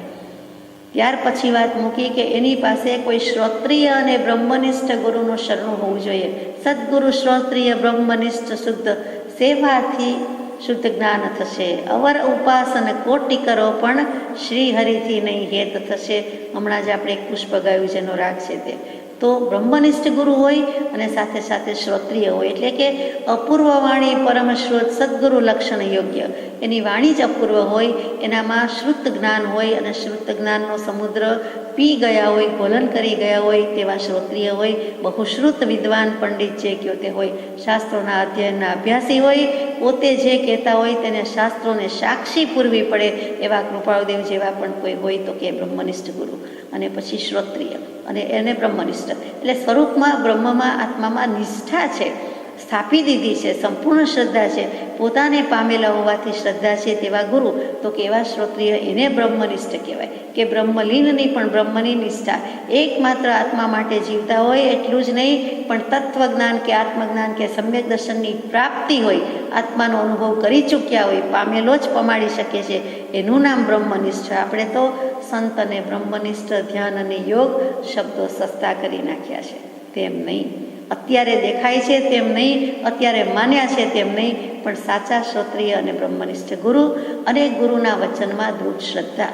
અને શાસ્ત્રમાં, કેમ કે શાસ્ત્ર અને સત્પુરુષના વચનમાં એક્ય હોય, એ જુદું ન હોય, એકથી જુદું ન પડતું હોય, બંને સરખા જ હોય, બંને પેરેલલ જતા હોય, એકસાથે જતા હોય, આપણને બરાબર બધી જગ્યાએ મોક્ષમાં જવું છે ત્યાં લઈ જવાના હોય તેવા વચન છે. તેના પ્રત્યેની દૃઢ શ્રદ્ધા, અખંડ શ્રદ્ધા. અને ત્રીજું લક્ષણ છે કે કુતર્ક ન કરે. તર્ક વિતર્ક કરે પણ કુતર્ક ન કરે. ખોટી દલીલ, ખોટા આગ્રહ, ખોટા હઠ અથવા તો પાડી પાડવા, તોડી પાડવા કે કાપી નાખવા માટેના કોઈ કુતર્ક હોતા નથી, એ કરી શકે જ નહીં. અને ચોથું સૌથી મહત્વનું કે સ્વરૂપને જાણવાની તીવ્ર ઈચ્છા છે, તીવ્ર અભિપ્સા છે કે હું આ ભવે મનુષ્ય દેહ જન્મી તો ગયો અને આ કરવું જોઈએ એવો ખ્યાલ આવ્યો હતો કે મારે આત્મકલ્યાણ જ જોઈએ, મારે મોક્ષે જવા માટે જ મને મનુષ્ય બહુ મળ્યો છે, બીજો કોઈ પુરુષાર્થ ખપે નહીં. ધર્મ અર્થ કામ જેવા થયા તેવા થયા, કર્યા તેવા કર્યા, અને હવે સમજ હોય કે નહીં, પણ મોક્ષ પુરુષાર્થમાં કામ આવે તેવા ધર્મ, તેવા અર્થ, તેવા કામ કરું, બાકી બીજું કોઈ હેતુ નથી, ઈચ્છા નથી, પ્રયોજન નથી. તો આ સૌથી વધારે લક્ષણ મહત્વનું કયું, તે મુમુક્ષુતાનું. આ વેદાંત નિરૂપિત લક્ષણ છે. એમાં આપણે ષટ સંપત્તિની વાત કરી. તે શું? તો કે શમ, દમ, શ્રદ્ધા, સમાધાન, ઉપરતિ અને તિતિક્ષા. તો તેનો પણ વિચાર કરી લઈએ કે અત્યાર સુધીમાં અહંકારથી માંડીને શરીર સુધીના બધા જ સાધનમાં અથવા તો શરીર સુધીની બધી વાતમાં અજ્ઞાન વડે કલ્પેલા બંધનને આત્માના સ્વરૂપના જ્ઞાન વડે મૂકી દેવાની ઈચ્છા, તેને જ મુમુક્ષુતા કહી છે. ફરીથી લઈએ કે અહંકારથી માંડીને સ્થૂળ શરીર સુધીના, એટલે અહમ હું છું, પછી હું છું તો હું આત્મા છું એમ રાખવાની બદલે અહંકાર કર્યો, હું પણ અને મારા પણ લાવ્યા, એટલે કે હું આત્માની બદલે હું દેહાદિક સ્વરૂપ છું એમ માનીને સ્થૂળ શરીર સુધીના અજ્ઞાન વડે, એટલે કે દેહને આત્માનો વિવેક જ થયો નહીં કે બંને જુદા છે, નિત્ય અનિત્યનો વિવેક જ આવ્યો નહીં, એટલે જે અજ્ઞાન જ ભરેલું છે, તો અજ્ઞાન વડે કલ્પેલા બંધનને આત્માના સ્વરૂપનું જ્ઞાન વડે હવે હું દૂર કરી દઉં. હું કંઈક સ્વરૂપની પ્રાપ્તિ કરું, જે સ્વરૂપ સમજ્યા વિના પામ્યો દુઃખાનંદ. પણ હવે સમજાવ્યું તે પદનમો શ્રી સદગુરુ ભગવાન, તો કે સ્વરૂપની પ્રાપ્તિ કરવી છે. એટલે આજ સુધીનું જાણેલું સઘળું અજ્ઞાન, ચોક્કસ અજ્ઞાન, તો સ્વરૂપનું અજ્ઞાન છે એ મૂકી દેવાની ઈચ્છા છે, તીવ્રપણે મૂકી દેવાની ઈચ્છા છે, તે મુમુક્ષુતા. અને તે મુમુક્ષુનું પહેલું લક્ષણ કેવું હોય તો નિરભિમાન પણ, કે અભિમાન હશે ત્યાં સુધી કાંઈ થઈ શકશે નહીં. અહંકાર અને અભિમાને રજડાવી માર્યા છે. અનંતાનુબંધી માન, અભિમાન મૂક્યા વિના છૂટકો જ નથી. એટલે પહેલું લક્ષણ પ્રજ્ઞાબોધમાં પરમ પૂજ્ય બ્રહ્મચારીજીએ 49મું પુષ્પ લખી દીધું, નિરભિમાનપણું. કેટલું સુંદર. મોટે ભાગે ભૂલ થતી હોય છે, બધા નિરાભિમાન બોલે છે, પણ નિરાભિમાન કે નિરાભિમાની જેવો શબ્દ જ નથી. નિરભિમાન અને નિરભિમાની એટલે આ અભિલાષા પૂરી કરવાની વાત છે, આ અભિમાન દૂર કરવાની વાત છે. અને તેમાં શમ વગેરેની ષટ સંપત્તિ, 6 પદાર્થની સંપત્તિ હોય છે. તો પહેલી કઈ તો કે શમ, તો અંતરમાંથી વિષય વાસના છોડી દેવી અને વિવેક પ્રાપ્ત આત્મભાવના પર સતત લક્ષ્ય રાખી તેમાંથી વૃત્તિને ચલિત ન થવા દેવી, તેનું નામ શમ. અને તેવી મનોવૃત્તિ વશમાં આવે છે. એટલે કે મનોવૃત્તિને વશ કરવાનો ઉપાય મનોનાશ અને મનોવૃત્તિને વશ કરવાનો ઉપાય આ વિષયનું અને કષાયનું ઉપશમન. અહીંયા કષાયનું ઉપશમન, કષાયની ઉપશાંતતા એ આપણને યાદ આવે અને તેમ જ છે. તે મુમુક્ષુતાનું વિચાર સંપત્તિમાં પહેલું લક્ષણ મૂક્યું. બીજું દમ. દમ એટલે શું? દમ મારવો એમ નહીં, પણ દમન કરવું, બાહ્ય વૃત્તિઓને દબાવવી, ઇન્દ્રિયના વિષયો વૃત્તિને દબાવી દેવી, વિક્ષેપ માત્રનું શમન કરી દેવા છતાં પણ જો વૃત્તિ કાબૂમાં ન રહે તો શરીરને ઇન્દ્રિય ઉપર કરવું પડતું દમન, કે તને ભાવે છે, આટલું બધું ભાવે છે, પણ એ ખવાય નહીં, એટલું લેવાય નહીં, અથવા તો એ વાપરવા યોગ્ય વસ્તુ નથી, એના પ્રત્યે વિષયો પ્રત્યે તુચ્છકાર તિરસ્કારની ભાવના આવી જાય, તેનું નામ ઇન્દ્રિયોનું દમન છે. એ દમથી શરીરના વ્યાપારો વશ થઈ જાય છે. નિગ્રહો બાહ્ય વૃત્તિનામ દમઃ ઇતિ અભિધીયતે. આ સંસ્કૃતમાં વ્યાખ્યા કરી છે દમની. ઇન્દ્રિયોનું દમન કરે છે તેને આપણે દાંત કહીએ છીએ. હવે જમવાના, ખાવામાં, મોઢામાં આવેલી 32 એ દાંત નહીં, પરંતુ દાંત બોલવાની બદલે જેમ શાંત બોલીએ છીએ તેમ દાંત બોલીએ કે ઇન્દ્રિયનું દમન કરનાર તે શાંત દાંત. એટલે કેટલીક વખત સાધુ સાધ્વીજી, મહારાજ સાહેબ માસતીજી અથવા એવા પૂજનીય જ્ઞાની પુરુષ કોઈ હોય તો એને આપણે વિશેષણમાં મૂકીએ છીએ કે પરમ પૂજ્ય, પરમ ઉપકારી વગેરે, પછી શાંત દાંત, તપસ્વી, મહર્ષિ, યોગી વગેરે વગેરે. તો એ દાંત એટલે બીજું કાંઈ નથી પણ ઇન્દ્રિયોનું દમન કરનાર. અને શાંત એટલે જે શમી ગયા છે તે. ત્રીજું લક્ષણ છે ઉપરતી, કે વિષય તરફની વૃત્તિને તદ્દન વાળી લેવી, એટલે ઉપરામતા કહીએ છીએ તે. કૃપાળદેવ જે કહે છે વારંવાર ઉપરામતા શબ્દ આવે છે, એ ઉપરતી, ઉપરામતા અને ઉપરાંઠા, એટલે કે ઉપરામતા પામી જવું તેને ઉપરાંઠા કહ્યું છે. દૃઢ ઈચ્છા શક્તિ તેમજ અભ્યાસના પરિણામે ક્રમશઃ મન અને શરીર વશમાં રાખતા શીખાય છે અને વ્યક્તિ નિષ્પ્રયોજન વૃત્તિમાં રુચિ દાખવતી અટકે છે. વૃત્તિને બાહ્ય આલંબન રહે નહીં તે સૌથી ઉત્તમ ઉપરતી કહી છે. એટલે વૃત્તિ તો છે પણ વૃત્તિને કોઈ બાહ્ય આલંબન જ રાખવા ન દઈએ તો પછી શું? એટલે કે વૃત્તિને પાળી પોષીને મોટી કરવાની નથી અથવા તો સમાવી દેવાની છે. ક્ષય કરવાની છે, પણ ક્ષય ન થાય તો પહેલાં ઉપશમ કરવાની છે, સમાવી દેવાની છે. એને ખરેખર સાપ પાઈને દૂધ પાઈને સાપ ઉછેરવા જેવું નથી. ચોથું લક્ષણ મૂક્યું છે ષટ સંપત્તિમાં તિતિક્ષા, સહનશીલતા. દુઃખ સહન કરવા પડે તો આત્મબળથી સહન કરવા. અપ્રતિકારક પૂર્વક આધિ ભૌતિક, આધિ દૈવિક અને આધ્યાત્મિક એવા દુઃખો સહન કરવાની શક્તિને તિતિક્ષા કહેલ છે. ચિંતા કર્યા વિના, વિલાપ કર્યા વિના, ઉપાય કર્યા વિના સર્વ દુઃખોને સહી લેવા તેનું નામ તિતિક્ષા છે. આ તો અઘરું. ચિંતા ન કરીએ તો ચાલે, વિલાપ ન કરીએ તો ચાલે, પણ ઉપાય પણ કરવાની ના કહી છે તેનું નામ તિતિક્ષા. તે જ સહન કર્યું કહેવાય. જ્યાં નિરૂપાયતા છે ત્યાં પણ સહનશીલતા જ સર્વોત્તમ સુખદાયક છે. કૃપાળદેવનું ટંકોત્કીર્ણ વચન છે કે ઉપાય હોય છતાં ન કરવા, અથવા તો ઉપાય નથી, લાઈલાજી છે, તો નિરૂપાયતા છે ત્યાં શું? તો કે સહનશીલતા સર્વોત્તમ ઉપાય. ખમી કુંદવું એ પ્રભુશ્રીજીનો તો જીવન મંત્ર હતો. જાણે કે કૃપાળુદેવે કાનમાં ફૂંક્યો હોય અને એમણે ચરિતાર્થ કરી બતાવ્યું છે એવું લાગે. દરેક જ્ઞાની પુરુષે સહન કર્યું છે, એમાં ના નથી. બ્રહ્મચારીજીએ કાંઈ ઓછું સહન કર્યું છે? કૃપાળુદેવે પણ નથી સહન કર્યું જ છે. પરંતુ અહીંયા આપણને જે વધારે બોધમાં ફલિત થતું હોય અને જે કાંઈ જાણતા હોઈએ તેના આધારે કહી શકીએ કે કેટલું સહન કર્યું, કેટલું ખમી ખમ્યા. અને માર્ગ મૂકવો, કૃપાળુદેવનો માર્ગ મૂકવો એટલે જેવી તેવી વાત છે? તેઓ તો લખીને કહીને દઈને આપી ગયા, પરંતુ પછી એમણે જે વિસ્તાર્યો તે કોઈ કૃપા અપરંપાર છે. ત્યાર પછીનો ગુણ શ્રદ્ધા છે કે અમુક વસ્તુ સત્ય છે એમ માનવાની લાગણી તે શ્રદ્ધા. શ્રદ્ધા કોને કહીએ? સાદા અર્થમાં સમજીએ તો સાહિત્યની રીતે, શાસ્ત્રોની રીતે નહીં, પણ સીધી સાદી રીતે તો કે અમુક વસ્તુ, અમુક વ્યક્તિ, અમુક વાત સાચી છે એટલે તે માનવું, તેવી જે લાગણી થાય છે તેનું નામ શ્રદ્ધા છે.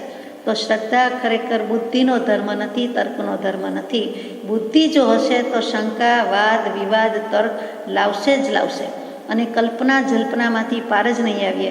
પરંતુ બુદ્ધિથી ભિન્ન એવી અંતઃકરણના અવાજ જેવી હૃદયજન્ય શ્રદ્ધા છે અને તે શ્રદ્ધા સંકલ્પ બળ માટે એટલી જ જરૂરી છે.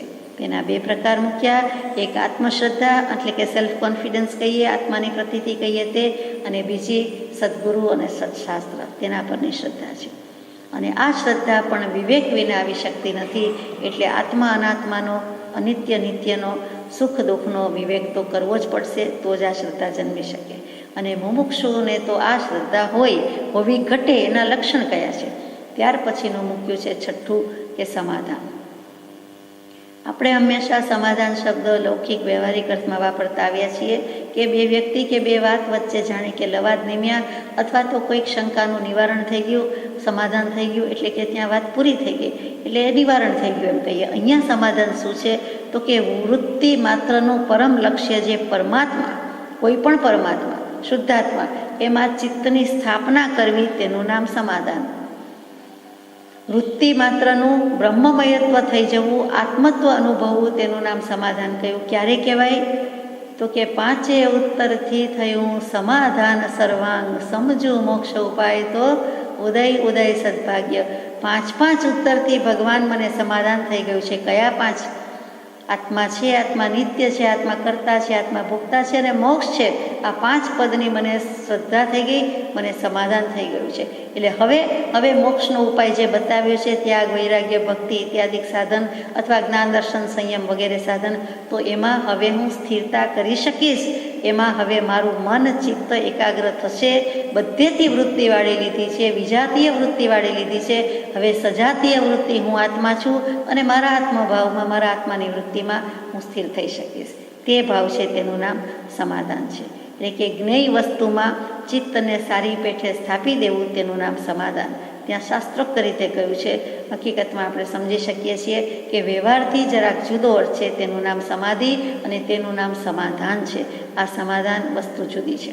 એટલે અહીંયા આ ષટ સંપત્તિની વાત પણ આપણે પૂરી કરીએ છીએ કે વેદાંતે કેટલા બધા લક્ષણો મૂકેલા છે, જુદી જુદી જગ્યાએ જુદી જુદી રીતે બધા આપેલા છે. ગુરુ દત્તાત્રેય અવધૂત તરીકે ઓળખાય છે. અવધૂત તો જે થાય તે બધા કહેવાય છે, પણ જેમ તેઓશ્રીનું એક તખલ્લુસ કયો અથવા તો સ્પેશિયલ નામ, ખાસ નામ, વિશેષ નામ થઈ ગયું, તે ગુરુદત્ત અથવા તો ગુરુ દત્તાત્રેય. એટલે અવધૂતના લક્ષણ શું છે? તો કે અવધૂતના લક્ષણ તો જુદા થયા, સ્થિત પ્રજ્ઞના થયા, જ્ઞાની પુરુષના થયા. અહીંયા આપણે વાત કરીએ છીએ તે મુમુક્ષુના લક્ષણની વાત કરીએ છીએ. તો તેઓ શ્રી શિષ્યના 32 લક્ષણ મૂકે છે અથવા તો મુમુક્ષુના 32 લક્ષણ મૂકે છે. આપણે માત્ર નામથી જ વિચારીએ, લગભગ બધા સરખા જ છે. તેમણે જે ગોરક્ષ સંપ્રદાય સ્થાપ્યો છે તેમાં પણ મૂકેલા હશે, બીજા પણ કેટલાક શાસ્ત્રોમાં મૂક્યા હશે, અવધૂત ગીતામાં પણ કદાચ હોઈ શકે વગેરે. તો ટૂંકમાં એમ કે જ્ઞાન પરીક્ષા, વિવેક પરીક્ષા, સાધન પરીક્ષા વગેરે છે. તો જ્ઞાન પરીક્ષામાં આવે છે તે નિરાલંબ, એટલે કે નિરાધાર છે, કોઈનો આધાર નથી એવું જે છે તે, કે પોતે નિરાધાર છે અને હવે આત્મામાં જ અનરાધાર રીતે વૃત્તિ વહાવી દેવી છે, એ નિરાલંબ લક્ષણ છે. બીજું નિર્ભ્રમ, મને કોઈ ભ્રાંતિ નથી, કોઈ હવે છેતરી ઠગી શકે તેમ નથી, હું આત્મા છું, એથી વિશેષ શું હોય, અને એથી વિશેષ બીજું કાંઈ છે પણ નહીં, અને તેમાં જ રહેવું છે. પછી નિવાસી, તો કે નિવાસી કોને કહેવાય? તો કે કોઈ પણ વાસ વિનાનો છે, કે મારો નિવાસ મારામાં જ, હું અસંગ છું. એટલે બહુ સુંદર રીતે મૂક્યું છે, નિરાલંબ છું, નિર્ભ્રમ છું અને અસંગ છું. અને ચોથું શબ્દ રહિત છું, હું મૌન છું. આત્મા બોલે વળી અને બોલતા હોય છતાં ન બોલે, તેનું નામ મૌન. તે મુમુક્ષુની દશા છે. જેમ જેમ આગળ જાય છે તેમ અવધૂતને છેલ્લે દશા પ્રગટે છે ત્યારે એવું મૌન કહેવાય છે. અહીંયા મુમુક્ષુની વાત છે એટલે બાહ્ય વાચાનો ત્યાગ છે, અને અંતરવાચાનો ત્યાગ જીનાગમથી લઈએ તો જો તે જ સમયે થઈ જાય, સાયમલ્ટેનિયસલી થઈ જાય, તો તે પામી જાય. સ્વરૂપનું જ્ઞાન કે સ્વરૂપનું ભાન, એટલે કે સ્વભાવનું ભાન તેને ત્યારે જ થઈ જાય છે.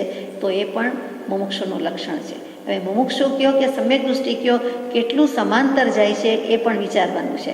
પછી આવી વિવેક પરીક્ષા. તેમાં નિર્મોહ છે કે સંસારના અસત સંબંધો, માયાવી સંબંધ પ્રત્યે હું અનાસક્ત છું, મને કોઈ રાગ નથી, રુચિ નથી, પ્રીતિ નથી, એવો વિવેક કરી ચૂકે છે. પછી નિર્બંધ છું, એટલે કે હું સ્વતંત્ર છું, મારા ઉપર તંત્ર ચાલે, રાજ ચાલે, શાસન ચાલે, હું કોઈથી બંધાવ નહીં, હું કોઈના બંધનમાં નથી, આ બંધન મને છે જ નહીં, એવું નિબંધ થઈ જાય છે, નિર્બંધ થઈ જાય છે. નિશંક છે, કોઈના પ્રત્યે શંકા નથી, આત્માના સ્વરૂપમાં શંકા નથી, મોક્ષના સ્વરૂપમાં શંકા નથી, કેમ કે મુમુક્ષુ થયો છે એટલે એની નિશંકતા મોટું ગુણ છે. જિનાગમમાં સમ્યક દૃષ્ટિમાં પણ પહેલું લક્ષણ નિશંકિતતા છે, નિશંકતા છે. અને 8મું મૂક્યું છે તે નિર્વિષ. હું વિષ વિનાનો છું, ઝેર વિનાનો છું, કેમ કે હું અમૃતમય છું, હું શાંત છું, હું દાંત છું, કેમ કે હું આત્મા છું. એટલે કેટલા બધા વિશેષણો સરખા લાગુ પડે છે કે વિષયનું કશાયનું ઉપશમન છે, ઇન્દ્રિયનું દમન છે, હું શાંત છું, સ્વસ્થ છું, તો હવે હું અમૃતમય છું, મારામાં ઝેર જેવું કાંઈ નથી, હું ઝેર છું જ નહીં, ઝેર સમાન નથી. આમ પણ સચ્ચિદાનંદ કહીએ છીએ, આત્માને અમૃતમય જ્યોત જ કહેવાય છે, અમૃતમય જ કહેવાય છે, તો પછી શું કામ વિષ હોઈ શકે? પછી આવે છે વિચાર પરીક્ષા. આપણે જ્ઞાન પરીક્ષા વિચારી, વિવેક પરીક્ષા વિચારી, પછી જ્ઞાન પરીક્ષાની વાત મૂકી છે કે સર્વાંગી રીતે સંપૂર્ણ અંગોથી યુક્ત છું. એટલે સર્વાંગી રીતે વિચારું છું, બધી રીતે, બધા એંગલથી, બધા અભિપ્રાયથી વિચારું છું, અને હું અનિંદક છું, એટલે કે કોઈની નિંદા કરતો નથી. પછી સાવધાન છું, સચેત છું, ઉપયોગવંત છું, ઉપયોગ રાખે છે, જાગૃતિ રાખે છે, એટલે સાવધાન, હોશિયાર કહીએ તે. ત્યાર પછી સદાચારી છું, એટલે કે સત છું, અસ્તિત્વ છે, શુભ માટે છે, સાચા માટે છે. આત્મા હું પોતે જ સત છું, સચ્ચિદાનંદ સ્વરૂપ છું, તો સદાચાર તો પાયામાં જ હોય. કેમ સત પ્રત્યે આચાર હોય તો જ સદાચારી કહેવાય, અને તેને જ સદાચારીને જ પવિત્રતા કહેવાય. પવિત્રતાનું મૂળ સદાચાર છે, અને સદાચારી જ મોક્ષે જઈ શકે, બીજો જઈ શકે નહીં. આપણે જાણીએ છીએ આચાર વસ્તુ બહુ મોટી છે. આચાર અથાણું નહીં, આચાર આચરણા, ચારિત્ર તે ઊંચી વાત છે. પછી સારગ્રાહી છું.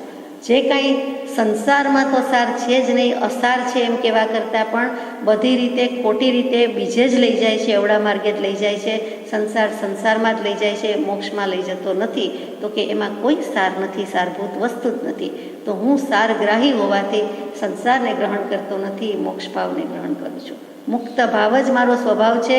મૂળભૂત રીતે હું શુદ્ધ છું, આત્મા છું એટલે, અને મારો સ્વભાવ એ જ છે કે સત્યનો વ્રત ધારણ કરે છે, સાર ગ્રહણ વ્રત લઈ લે છે, એટલે કે સારને ગ્રહણ કરી જાય છે. ત્યાર પછી નિરાલંબ પરીક્ષા કહી કે નિષ્પ્રપંચ છું, મારામાં કપટ છલ કાંઈ નથી. અને જ્યારે છદ્મસ્થ અવસ્થા હોય છે, છદ્મ કહેતા જ માયા કપટ, જ્યાં સુધી પણ અંશે પણ હોય છે ત્યાં સુધી સર્વજ્ઞ થઈ શકતો નથી. પણ હવે હું છલ રહિત છું, નિષ્પ્રપંચ છું, નિષ્કપટ છું. મોટી વાત કહી દીધી. હવે માયા મારામાં નથી. પછી નિસ્તરંગ છું. હવે મારા જ્ઞાન સમુદ્રમાં કે આત્માના સમુદ્રમાં, અનુભવ સમુદ્રમાં કોઈ રાગ દ્વેષના તરંગ થતા નથી, મોજા લહેરાતા નથી, એટલે હું નિસ્તરંગ છું, તરંગ વિનાનો છું. પછી નિર્દ્વંદ્વ છું, એટલે કે હવે મને સુખ દુઃખ હર્ષ શોક કોઈ જ લાગણી નથી, એટલે કે કોઈ જ દ્વંદ્વથી લાગુ પડતા નથી, પર થઈ ગયો છું, એટલે દ્વંદ્વાતીત, અથવા તો ની ઉપરથી લઈએ તો નિર્દ્વંદ્વ છું. અને નિર્લેપ છું, નિર્વિક્ષિપ્ત છું, એટલે કે મને કોઈ વિક્ષેપ કરી શકતું નથી, મને કોઈ લેપી શકતું નથી, કોઈ લેપ લાગતો નથી, એટલે કે લેપય થતો નથી ને હું પણ લોપાતો નથી. એટલે કે લેશિયા શબ્દ મને લાગુ પડતો જ નથી. એ જિનાગમનો શબ્દ છે, પારિભાષિક શબ્દ છે. એટલે કે હવે સંપૂર્ણ નિર્લેપ છું, અસંગ છું. અસંગની સાથે જ નિર્લેપ તો જાય છે. પછી સંતોષની પરીક્ષા કરે છે કે હું અયાચક છું. અનંતકાળથી યાચકપણું હતું કે હે પ્રભુ મોક્ષ આપો, ભક્તિ આપો, પણ અનંતકાળનું યાચકપણું જેના બોધે, શરણે કે આશ્રયે ત્યજી દેવાયું, તે તરણ તારણ કોઈ હોય તો તે શ્રી કૃપાળુદેવ છે, તેને ભજો, એમ એક પત્રમાં આવી ગયું. તો એ તરણ તારણ છે. હવે અનંતકાળથી ભિખારી હતો, કંઈ ને કંઈ સુખની માગણી કર્યા કરતો, તો હવે નથી જોઈતું. હું પોતે જ સચ્ચિદાનંદ છું, પોતે જ સુખમય છું, તો મારે સુખની અપેક્ષા ક્યાં રાખવાની? અંતરનું સુખ અંતરમાં છે, અને તે સ્થિતિ થવા માટે બાહ્ય પદાર્થો સંબંધીનું આશ્ચર્ય ભૂલ. કૃપાળુદેવે તો ચોખ્ખું કહી દીધું બહુ શરૂઆતમાં 108મા પત્રમાં, હે જીવ ભ્રમામાં તને હિત કહું છું કે સુખ અંતરમાં છે. ખોવાઈ ગયેલી વસ્તુ જ્યાં ખોવાઈ ગઈ હોય ત્યાં જડે, તો બહાર શોધીએ ન જડે. તો અંતરનું સુખ અંતરમાં જ છે, આત્માનું સુખ આત્મામાં જ હોય, બીજે હોઈ શકે નહીં. પર પદાર્થ તે પર પદાર્થ. અને પછીનું છે અવાંછક છું, એટલે કે નિરીહ છું, મને કોઈ ઈચ્છા નથી. હે ઈચ્છા દુઃખ મૂલ, જબ ઈચ્છા કા નાશ તબ મીઠે અનાદિ ભૂલ. એટલે મને કોઈ ઈચ્છા રહી નથી. મોક્ષે જવાની ઈચ્છા પણ રહી નથી, કેમ કે એ તો ઓટોમેટિક જવાનું જ છે. જો દશા થઈ છે, જો મુમુક્ષુ થયો, સ્વરૂપનું ભાન થયું, જ્ઞાન થયું, તો સમ્યક દર્શન થયું, આત્મજ્ઞાન થયું, તો કેવા જ્ઞાન સુધી મોક્ષે લઈ જવાની ગેરંટી, જવાબદારી એની છે, એ લઈ જવાનું છે. મારે શું એમ કરીને છૂટી જાય છે કે મને હવે મોક્ષની પણ ઈચ્છા નથી. ભગવાનનું સ્વરૂપ એ તો ઈચ્છિત રીતે, અણચિંતવી રીતે મળી જ જવાનું છે. એમાં માગવાનું ન હોય, અપેક્ષા રાખવાની ન હોય. એ ગણિત તો ઓટોમેટિક આગળ જતું જ હોય છે, આપણે ગણગણ કરવાનું ન હોય. પછી અમાન, નિરભિમાન, કોઈ જાતનું મને માન નથી તેવો આત્મા છું. એટલે કે અનંતાનુબંધી માન જાય છે, મિથ્યાત્વની પ્રકૃતિ ખસે છે, ત્યારે તો તેને સમ્યક દર્શન કે આત્મજ્ઞાન થાય છે. અને 20મું લક્ષણ મૂક્યું છે અસ્થિર. એટલે કે અસ્થિર મૂક્યું છે કે હવે હું સ્થિર નથી. શેમાં? તો કે લોકમાં, સમાજમાં, દેહમાં, એમાં અસ્થિર છું. ત્યાંથી હલી ચલી ગયો છું. હવે હું સ્થિરતાને જ ભજવનારો છું. એટલે આ અસ્થિરતામાંથી નીકળી ગયો છું. કહેવાની શૈલી જુદી છે, બાકી સંસાર ભાવમાં હવે હું અસ્થિર છું, હલી ગયો છું, ડગી ગયો છું, ત્યાંથી ઉખડી ગયો છું. ઉઠી નાઠા બોતા, સંસાર ભાવથી ઉઠી જાય. એક જીવ ફાની દુનિયામાંથી, જગત વચ્ચેથી ઉઠી જાય એટલે આપણે ઉઠમણું કહીએ. વળી પાછા આપણે એની વાત કરવા બેસીએ એટલે બેસણું કહીએ. તો કે અહીંથી ઉઠી ગયો. એવી રીતે ઉઠ મનુ માનવ પુત્ર છો, અને તું ઉઠ, તું જાગ, અને બોધ ન પ્રાપ્ત થાય ત્યાં સુધી અટકીશ નહીં.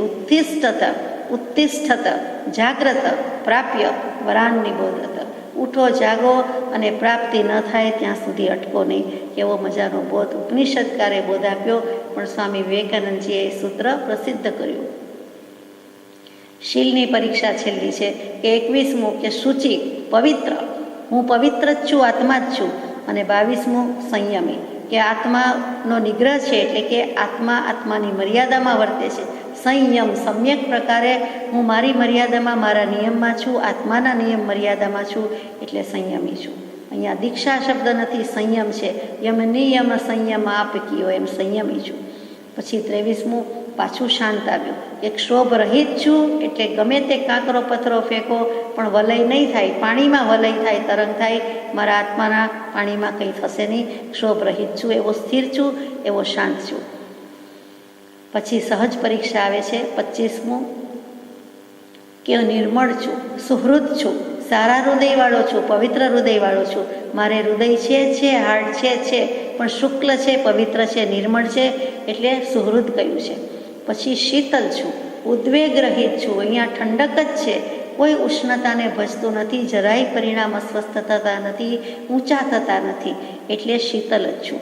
અને 27મું સુખદ છું, સુખનો આપનારો છું. હું મારા આત્માને જ મારું સુખ આપનારો છું.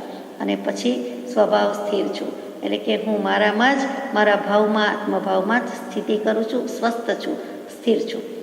પછી શૂન્ય પરીક્ષા આવે છે કે 29મું છે કે લય, હવે હું મગ્ન છું, આત્મામાં જ મગ્ન છું, આત્મધ્યાનમાં લીન છું, મશગુલ છું. બીજી કોઈ લય નથી. સંગીતની લય હોય તેમ મને હવે નાદ લાગ્યો છે, લય લાગ્યો છે, રાગ થયો છે, એકમાત્ર પરમાત્મા સ્વરૂપ, સ્વસ્વરૂપ, શુદ્ધાત્મા સ્વરૂપની પ્રાપ્તિની. પ્રભુ લય લાગી. પછી 30મું છે લક્ષ્ય, ઉદ્દેશ્ય. મારો લક્ષ્ય એક સ્વરૂપની પ્રાપ્તિનો જ છે, અને સદગુરુ મળ્યા હોય તો સદગુરુ પ્રત્યે જ લક્ષ્ય છે. જેમણે મને લક્ષ્ય કરાવ્યો છે આત્માનો, તે. બીજે ક્યાંય મારે ઉદ્દેશ નથી, લક્ષ્ય નથી, ધ્યાન નથી. 31મું ધ્યાન છે, કે હવે હું એના જ નિધિધ્યાસનમાં, ચિંતનમાં રહું છું. અને બીજું 32મું છેલ્લું તે સમાધિ, કે મુમુક્ષુ છું, પણ હવે મોક્ષે ચાલ્યો જાઉં, મોક્ષગામી થઈ જાઉં, અને મોક્ષી કહેવાય જાઉં, મોક્ષાર્થીમાંથી મોક્ષી કહેવાય જાઉં, કે હવે મોક્ષમાં સ્થિતિ થઈ ગઈ તેવું મને જોઈએ છે. એટલે કે સમાધિ, છેવટની સમાધિ, પરિપૂર્ણ સમાધિ, અને તે જોઈએ છે. સહજ સમાધિ તો છે, કેમ કે મુમુક્ષુ થયો કે સમ્યક દૃષ્ટિ થયો છે, પરંતુ પેલી સમાધિ જોઈએ છે. એટલે કે નિર્વિકલ્પ સમાધિ રૂપાત્મા છે, અને ત્યાં જવાની પ્રાપ્તિની ભાવના રાખે છે. તો પત્રમાં આગળ લખ્યું છે તે જઈએ, કે શ્રી વેદાંતે નિરૂપણ કરેલા એવા મુમુક્ષુ જીવના લક્ષણ તથા શ્રીજીને નિરૂપણ કરેલા વિશેષણ કોના? તો કે સમ્યક દૃષ્ટિના. એ મનન કરવા યોગ્ય, આત્મામાં પરિણામી કરવા યોગ્ય છે. તો એ જીનાગમ પ્રમાણે સમ્યક દૃષ્ટિના લક્ષણ શું છે તે બહુ જ ટૂંકમાં આપણે વિચારીએ. મુખ્યમાં મુખ્ય તો સંવેગ, નિર્વેદ, અનુકંપા અને આસ્થા. 135મા પત્રમાં કૃપાળદેવે ખીમજીભાઈને લખી જણાવ્યું છે તે છે સર્વ શાસ્ત્રોના સારસમૂહ, સર્વશાસ્ત્રને એકી અવાજે માન્ય તેવા 5 લક્ષણ તે સમ્યક દશાના લક્ષણ છે. પહેલું શમ, તે કશાયનું ઉપશમન છે તે. પછી સંવેગ, હવે કશાયનું ઉપશમન કર્યું અને સમ્યક દૃષ્ટિ થયા એટલે સંવેગ એટલે સમ્યક પ્રકારે વેગીલો ઘોડો ચાલે છે, વેગીલી ચાલ છે, તેજીમાં આવી ગયો છે. કઈ બાજુ? મોક્ષ માર્ગે. નિવૃત્તિ શીઘ્ર મેં વધારી પ્રવૃત્તિ તું બાળતું એટલે શીઘ્ર મેં જલ્દીથી સત્વરે થાય તેટલી ઝડપે એઝ સોન એઝ પોસિબલ. હવે સમય માત્રની ઢીલાશ કે વિલંબ કર્યા વિના સંવેગ. હવે મોક્ષના માર્ગે હું જાઉં છું, વેગ મારો ત્યાં છે, વેગીલો ઘોડો ત્યાં છે, પ્રવાહ ત્યાં જાય છે, તેજી ત્યાં છે. એ મુમુક્ષુ સમ્યક દૃષ્ટિનું લક્ષણ છે. પછી નિર્વેદ, મોક્ષની તરફ ઘોડો દોડે છે અને સંસારને પૂંઠ આપતો જાય છે. નિર્વેદ, હે જીવ, આ ક્લેશરૂપ સંસાર થકી વિરામ પામ. કાંઈક વિચાર, પ્રમાદ છોડી જાગૃત થા, નહીં તો રત્ન ચિંતામણી જેવો મનુષ્ય દેહ નિષ્ફળ જશે. એટલે સંસારને પૂંઠ આપી ત્યાંથી પીછેહટ પાછળ રહી ગયો અને પોતે મોક્ષ તરફ દોડ્યો જાય છે. તે નિર્વેદ એટલે કે અટકી ગયો, થોભી ગયો. જે કંઈ સંસાર ભાવ કે દેહ ભાવ કે લૌકિક ભાવ વચ્ચે રહ્યો તો, પડ્યો તો, એમાંથી એ થોભ્યો, અટક્યો, પોઝ લીધું, સ્ટોપ કર્યો, કે ક્યારેય અટકતો જ નહોતો. એકની પાછળ બીજો, બીજાની પાછળ ત્રીજો, અહીંયા અટકી ગયો. તે નિર્વેદ. પછી અનુકંપા અને આસ્થા. અનુકંપા, સર્વ પ્રાણી પ્રત્યે એક સરખી અનુકંપા છે. સર્વાત્મમાં સમદૃષ્ટિ દ્યો, આ વચનને હૃદયે લખો. મારો જેવો આત્મા છે એવો જ બીજો આત્મા છે. ગમે તેવા દુષ્ટ કાર્યો કરે, દુર્જન કરે, પણ એ આત્મા છે. તો જાતિભાઈ થયા, હું પણ આત્મા છું, જડ તો નથી. અને જડ પદાર્થ વળી શું મને ખોટા ભાવ કરાવી દે? એટલે જડ તો જડ છે, પણ જીવતો જાગતો ચેતન પણ આત્મા જ છે. અને એનું બુરું ઈચ્છાય નહીં. કોઈને કોઈ ભાવમાં મારા સગાવાલા જ હતા, હશે અને થશે, માટે એનાથી પણ મારે અશુભ ઈચ્છવું નથી, કંઈ બુરું ચિંતવવું નથી, બુરું કરવું નથી. એવા જે બધા ભાવ છે તે અનુકંપા. પોતાના આત્મા પ્રદેશો, દીન દુઃખી ગરીબ વગેરે જોઈને પણ જે હલચલ મચી જાય છે કે અહોહો બિચારું, એ જે બિચારાપણાનો ભાવ છે. બીજું શું છે? તો કે સારા શબ્દોમાં અનુકંપા છે, દયા છે, કરુણા છે. સર્વ જીવ પ્રત્યે છે. વનસ્પતિનો હોય તોય ભલે અને અપકાઈનો હોય તોય ભલે. પાણી જેવું પાણી પીવું પડે છે, તને વાપરવું પડે છે, પણ અનુકંપા છે કે આ હું દેવું જ છે, આ જીવ જ છે, એની હિંસા થયા જ કરે છે. છકાઈ જીવનો આરંભ સમારંભ હિંસા ચાલુ જ છે, પરંતુ મનથી, ભાવથી, આત્માથી બધાને ક્ષમાવું છું અને તમે પણ મને ક્ષમજો. એટલે કે ક્ષમાયાચનાના સ્વીકાર સાથે, ખટકા સાથે તીવ્ર પશ્ચાતાપ અને ભાવ અને ભાનપૂર્વક જે વર્તના છે તે અનુકંપા છે અને તે કરુણા છે. અને આસ્થા, તે સત્પુરુષના વચનોમાં તલ્લીનતા, તે શ્રદ્ધા અને આસ્થા. કેમ કે નિસ્પૃહી છે જે મહાત્મા સત્પુરુષો એવા, કે નિર્લોભી સદગુરુ છે, નિસ્પૃહી છે, કૃપાળદેવ જેવા છે, ત્રણેય સત્પુરુષો જેવા છે, તે જેવા છે. તેમના વચનમાં તલ્લીનતા, તે મય થઈ જવું, કે એમને કોઈ સ્પૃહા ઈચ્છા નહોતી, એકમાત્ર મોક્ષ અભિલાષ અને મોક્ષે ગયા. તો એ મોક્ષનો જ ભાવ અનુભવ્યો, મુક્ત ભાવની અનુભૂતિ કરીને ગયા. તો એ મુક્ત ભાવની અનુભૂતિ આપણને પણ થાય, આપણને પણ હજો. એવી જે પ્રાર્થના, એવી આસ્થા કે એને અનુસરીએ છીએ, એને ફોલો કરીએ છીએ, એમના કયા પ્રમાણે કરીએ છીએ, એમની આજ્ઞામાં વર્તના છે, તો આપણને પણ તેમને પ્રાપ્ત થયું તે જ પ્રાપ્ત થાય, એમાં નવાઈ નથી. તો આવા જે બધા ભાવ છે તે સમ્યક દશાના લક્ષણ. સમ્યક દૃષ્ટિને આવા લક્ષણ હોય: સમ, સંવેગ, નિર્વેદ, અનુકંપા, આસ્થા. અને એ આપણે જે જુદા જુદા લક્ષણ વિચાર્યા 26, 32, 5, 3 એ બધામાં સમાવેશ પામી જાય છે. આપણે વિચારવાના છે. કેમ કે કૃપાળદેવે પ્રભુશ્રીજીને આજ્ઞા કરી છે, તો આ પત્રમાં આપણને પણ આજ્ઞા જ આવી ઇન્ડિરેક્ટલી, કે તમે પણ વિચારો કે ક્યાં છો, કેમ છો, શું કરી રહ્યા છો, અને કેટલું પામ્યા છો, અને કેટલી હા થાય છે, કેટલી ના થાય છે. એક ક્વિઝ રૂપે મૂકી દીધું છે કે કેટલા માર્ક્સ મળે છે, કેટલો સ્કોર થાય છે, ક્યાં છો. બીજી રીતે જીનાગમમાં સમ્યક દર્શનના 8 લક્ષણ મૂક્યા છે. તે પહેલું નિશંકિતતા છે, કે શંકા રહિત, ડાઉટલેસનેસ. પોતાનામાં શંકા નથી, આત્મ સ્વરૂપમાં શંકા નથી, પોતાના સદગુરુમાં શંકા નથી, પોતે માનેલા સતદેવ, સદગુરુ, સદ્ધર્મની સંપૂર્ણ આસ્થા છે, યાની કે બિલકુલ શંકા નથી. એ નિશંકિતતા છે. તત્વ આ જ છે, તલવારની ધાર જેવું છે, સીધું સટાક છે, એમાં વચ્ચે બીજું કાંઈ ચાલે નહીં. બીજી ધાર, ચપ્પુની ધાર, જાતભાતની ધાર આવે, પરંતુ તલવારની ધાર, તે તલવારની ધાર જુદી, અને એટલું બધું પાણીદાર છે, તીક્ષ્ણ છે, નિશ્ચલ છે, સ્થિર છે, સંશય રહિતતા આવી જાય છે. નિશ્ચય કરતાં પણ નિશ્ચલ શબ્દ છે.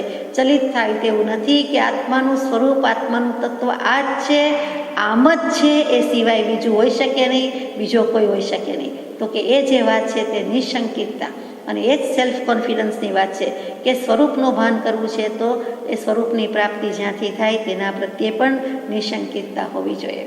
પછી બીજું નિષ્કાંક્ષિતા, કોઈ પણ પર પદાર્થની લેશ માત્ર સહેજ માત્ર પણ ઈચ્છા ન હોવી, તે નિષ્કાંક્ષિતપણું. કે કોઈ ઇન્દ્રિય સુખની પણ અપેક્ષા નથી, કોઈ પર પદાર્થ કોઈ જ ઈચ્છા નથી. ત્રીજું અપવિત્રતા દેખીને ગ્લાનિ થતી નથી, જુગુપ્સા થતી નથી કે અહો કેવા મેલા કપડાં પહેર્યા છે, અહો આ તો કેવી વાસ આવે છે, કેવી અશુચિ છે, કેવું અપવિત્ર છે, એમ જુગુપ્સા થતી નથી. તે પણ ગુણ મૂકેલો છે. નિર્વિચિકિત્સા શબ્દ મૂક્યો છે. પછી ચોથું છે કે મિથ્યા દર્શન કે તેના ઉપાસકની પ્રશંસા કરવી નહીં. એટલે કે કોઈ પણ બીજા જે દર્શન હોય તેના ઉપાસક, તેના સાધકની, તેના જ્ઞાની, તે જ્ઞાની નથી તો પણ તેને જ્ઞાની ગણીને એની ઉપાસના કરવી નહીં, એની પ્રશંસા કરવી નહીં. પછી સાધકની જે કંઈ નિંદક પ્રવૃત્તિ હોય તેને પણ એ પ્રગટ કરે નહીં, છુપાવે કે કહેવા જેવું નથી, શાસનમાં હિલના થશે એટલે એવી નિંદા કરવા જેવી નથી.